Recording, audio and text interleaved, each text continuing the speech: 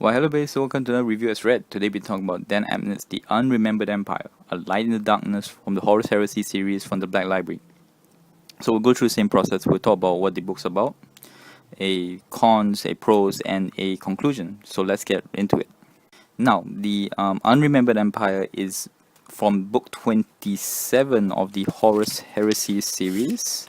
Yep, and it's by Dan Abnett, a great writer, and he wrote many. In fact, he wrote the first one, Horus Rising, in this series. So, the basic story of the Unremembered Empire is Roboute Guilliman, the Primarch, is locked away due to a ruin, what they call a ruin storm. So basically, it means that between the galaxies they can't travel and there's no communication. So within his 500 worlds, he's about to declare a Imperium Secundus, which is basically like a second Imperium.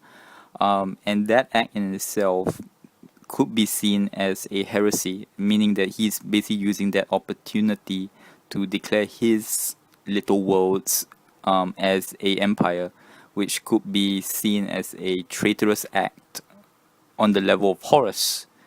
So basically that's that moral question. Is he basically doing this for himself, or is he really using it as, or really doing it for the good of the Imperium? We're reviewing this as a standalone. And so first let's talk about the cons. So the cons of the book, first major issue is, of course, the biggest one in my view, is the SS Machina moments in this book, which is miracle moments. And this book is chock full of it. I'll give you one example, no spoilers, but very quick one is a Primarch was actually taken down basically by two humans. And if you don't know, a Primarch is basically, if you think there's a superhumans, this is the superhuman or superhumans.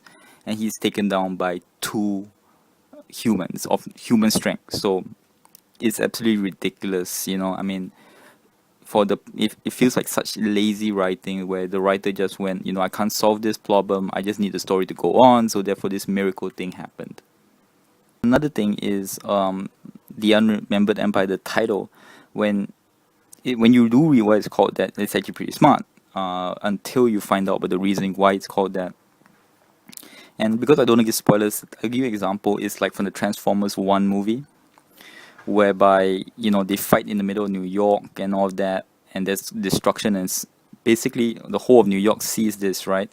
And then in the next movie, they said that somehow they managed to hide the fact that the Transformers, big giant robots fighting in the middle of New York, was a thing that no one saw and no one know about their existence. It's just a huge plot point that you go like, how the hell did you manage to keep it under wraps, basically? So these are the cons of the book. So let's go into the pros of the book. Now the pros of the book is basically the main story of whether Roboute Guilliman declaring Imperium Secundus, is he doing this for himself, to make an empire for himself and just glossing it over with good intentions of the Imperium to survive the Imperium, or is he actually truly doing this for the good of the Imperium? And that moral argument comes back and forth. Example where at one point it is said that him, Horus, and the Lion, these three Primarchs, have one of their biggest issues is their ambition, basically. And Horus, of course, has already declared the biggest traitorous thing of trying to take the entire Imperium for himself. So that part of the story is fantastic. There's a lot of ideas of what's right and what's wrong. There's a morality issue of it. There's the political issue of it, or even to the point of how is it you should present it to the wider populace to make it, palatable for them. So that part's really interesting. So that's the good point of the story, is that the story, whenever it gets to that point, really good. And overall, the writing is not bad. The only thing is, of course, the SS Machina moments can be very, very glaring.